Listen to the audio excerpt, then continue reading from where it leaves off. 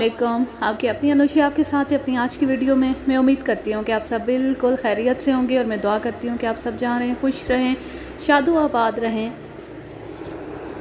हंसते मुस्कुराते रहें।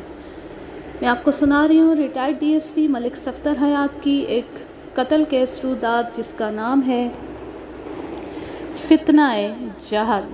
तो चलें शुरू करते हैं। मैंने हेडमास्टर साहब से कहा, ये इत्तला मुझे खुद ही पहुंचानी पड़ेगी, आप कनीज़ के भाई को बुला लें। क्यों, खैरियत तो है? खैरियत नहीं है। मैंने मास्टर फ़िरोज़ की तरफ देखते हुए कहा, कनीज़ कत्ल हो चुकी है। जी? मास्टर फ़िरोज़ कुर्सी का सहारा लेते हुए बोला, कत्ल हो चुकी है? अगर वो अदाकारी कर रहा था तो बड़ी अच्छी अदाकारी कर रहा था। मास्टर फ़िरोज़, मैं तुम्हें कनीज़ के कत्ल के इल्ज़ाम में गिरफ़्तार कर रहा हूँ। मैंने हेड कांस्टेबल को बुलाया और मास्टर फ़िरोज़ को हथकड़ी लगाकर उसके सुपुर्द कर दिया। तुम इसे लेकर थाने चलो, मैं कनीज़ के वारसों को इत्तला करके आता हूँ। कनीज़ का छोटा भाई 7वीं क्लास में पढ़ता था। मैं उसके साथ उसके घर पहुँच गया। किसी हंसते बसते घर में अचानक ऐसी तकलीफ़ दे ख़बर पहुंचाना खासा मुश्किल काम होता है, लेकिन ख़बर तो पहुंचाना ही पड़ती है। उस वक्त सुबह के तकरीबन 11 बजे थे। घर में सिर्फ़ औरतें थीं, मर्द काम पर गए हुए थे। मैं मकान के बाहर ही रुक गया और लड़के से कहा कि अपने बाप को बुला लाए। रास्ते में लड़के से जो बातें मुझे मालूम हुई वो मैं आपको बता देता हूँ। मकतूला कनीज़ के बाप का नाम खादिम हुसैन था। उसके 2 बेटे और 2 बेटियां थीं। बड़ा बेटा जिसका नाम रियाज हुसैन था ज़्यादा पढ़ा लिखा नहीं था और बाप के कारोबार में हाथ बटाता था। वो बहनों भाइयों में सबसे बड़ा था। दूसरे नंबर पर कनीज़, तीसरे नंबर पर मुज़फ़्फ़र हुसैन जो मेरे साथ आया था और चौथे नंबर पर सबसे छोटी बहन थी जो 5वीं में पढ़ती थी। खादिम हुसैन के कारोबार में उसके बड़े भाई मंसूर हुसैन का भी हिस्सा था। मंसूर हुसैन का 7-8 माह पहले इंतकाल हो गया था। उसका सिर्फ़ एक ही बेटा था जिसका नाम तो जमील हुसैन था, लेकिन वो जमील झल्ला के नाम से मशहूर था। कनीज़ के बारे में मुज़फ़्फ़र ने बताया कि वो 2nd ईयर में पढ़ती थी, लेकिन 1 माह कबल उसके बाप ने उसे कॉलेज से उठा लिया था क्योंकि उसकी शादी होने वाली थी। मैं मकान के सामने टहल रहा था कि एक औरत ने बैठक का दरवाज़ा खोला और मुझे अपनी तरफ मुतवज्जो करके बोली, आप किसका इंतज़ार कर रहे हैं? मैं खादिम हुसैन से मिलने आया हूँ, उनका लड़का उन्हें बुलाने गया है।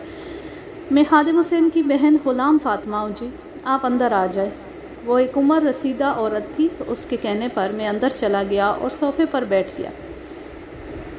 ग़ुलाम फ़ातिमा ने धीमी आवाज़ में पूछा, क्या भाई खादिम हुसैन ने कनीज़ की रपट दर्ज करा दी है? रपट तो दर्ज नहीं कराई। उसने मेरे जवाब पर गौर किए बग़ैर बात जारी रखी, कुछ ना पूछें जी, उस लड़की के भागने से बड़ी बदनामी हुई है। हमारे ख़ानदान के मुंह पर कालक मल गई है। हमने छुपाने की बड़ी कोशिश की थी पर ऐसी बातें कहाँ छुपती हैं। सारा मोहल्ला थू थू कर रहा है। मैंने तो भाई खादिम हुसैन से कह दिया है कि अगर गैरत वाले हो तो अब लड़की को घर में ना लाना।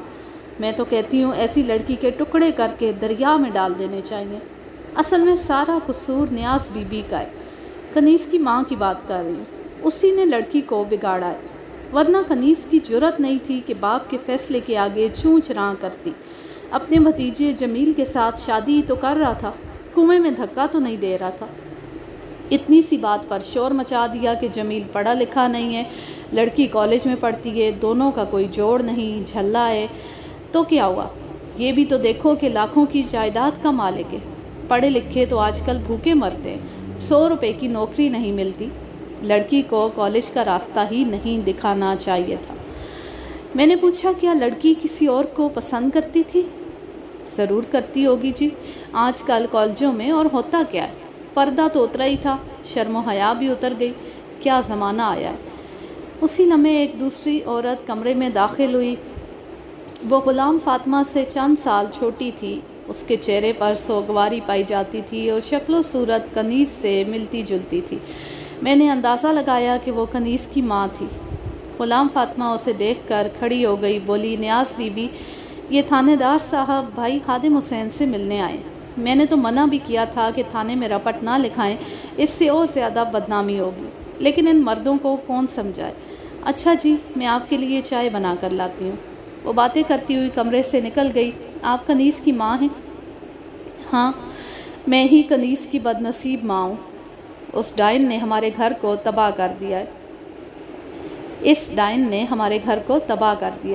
خود سوچیں، کہاں ایک کالج میں پڑھنے والی لڑکی اور کہاں ایک جاہل گنوار کمبخت کو بات کرنے کا سلیقہ تک تو آتا نہیں، لیکن یہ لوگ میری پھول جیسی بیٹی کو اس جھلے کے پلے باندھنے پر تلے ہوئے ہیں۔ وہ گھر سے نہ بھاگتی تو اور کیا کرتی؟ اب تو مجھے بھی یہ گھر چھوڑنا پڑے گا۔ صبح شام کے تانوں نے میرا کلیجہ چھلنی کر دیا۔ وجہ کیا ہے؟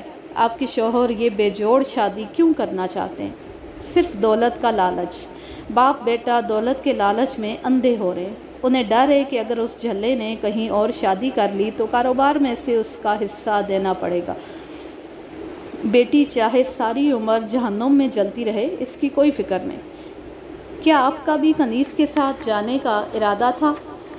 میرے تو فرشتوں کو بھی خبر نہیں تھی کہ وہ اس طرح گھر سے نکل جائے گی۔ اگر وہ مجھے بتا دیتی، میں بھی اس کے ساتھ چلی جاتی، چھوٹی کو بھی ساتھ لے جاتی۔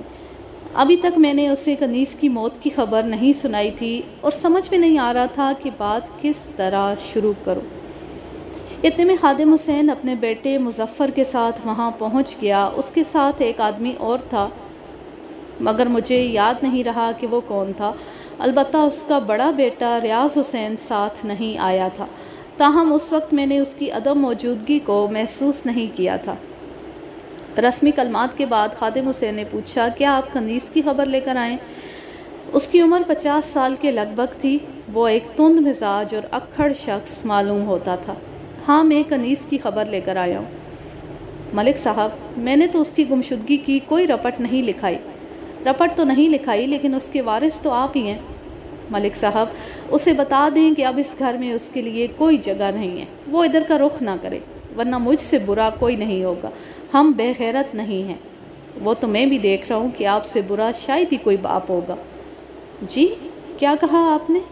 میں نے وہی کہا ہے جو آپ نے سنا ہے۔ کیا آپ بتا سکتے ہیں کہ آپ کی بیٹی کو گھر سے بھاگنے کی ضرورت کیوں پیش آئی تھی؟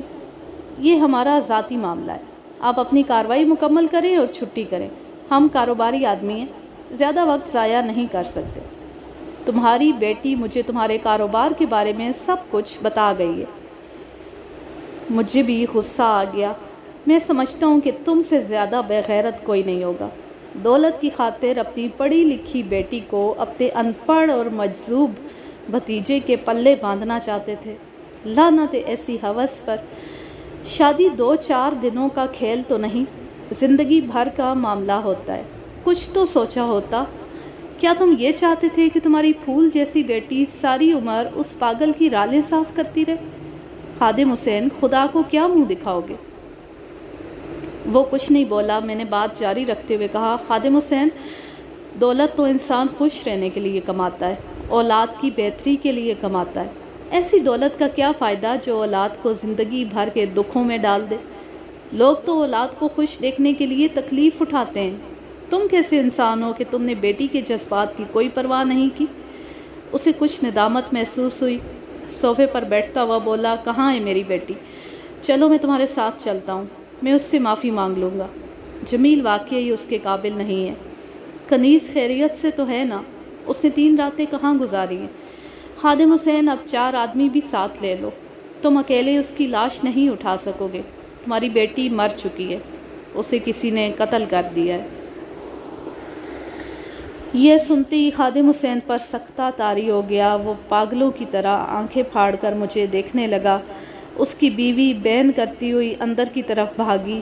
چند لمحوں کے اندر وہاں کوہرام مچ گیا۔ میں جب تھانے پہنچا تو ASI ماسٹر فیروز سے پوچھ گچھ کر رہا تھا۔ فیروز کا حلیہ بتا رہا تھا کہ اس سے عملی پوچھ گچھ بھی کی گئی تھی۔ ASI مجھے ایک طرف لے جا کر کہنے لگا، ملک صاحب، یہ شخص قاتل معلوم نہیں ہوتا، قاتل کوئی اور ہے۔ اتنی جلدی کیسے معلوم کر لیا تم نے؟ آپ خود بات کر کے دیکھ لیں، مجھے تو بے گناہ ہی لگتا ہے۔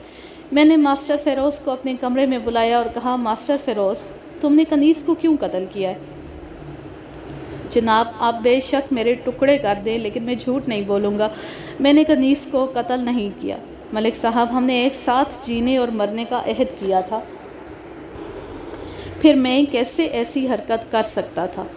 اسکول میں تو تم نے اس سے لا تعلقی کا اظہار کیا تھا، وہ تو صرف اس کی عزت بچانے کے لیے کیا تھا۔ میں نے اسے اس رقعے کے بارے میں بتایا جو کنیز نے نصیر کے ہاتھ بھجوایا تھا، اور یہ بھی بتایا کہ جو لڑکا کنیز کو بلانے آیا تھا اس نے بھی اسی کا نام لیا تھا۔ مجھے صرف ایک رقعہ ملا تھا۔ اس نے جیب سے ایک رقعہ نکال کر مجھے دکھایا، خود دیکھ لیں۔ اس رقعے پر 15 ستمبر کی تاریخ تھی۔ یہ وہی تاریخ تھی جس تاریخ کے ریلوے ٹکٹ کنیز کے پلو سے برآمد ہوئے تھے۔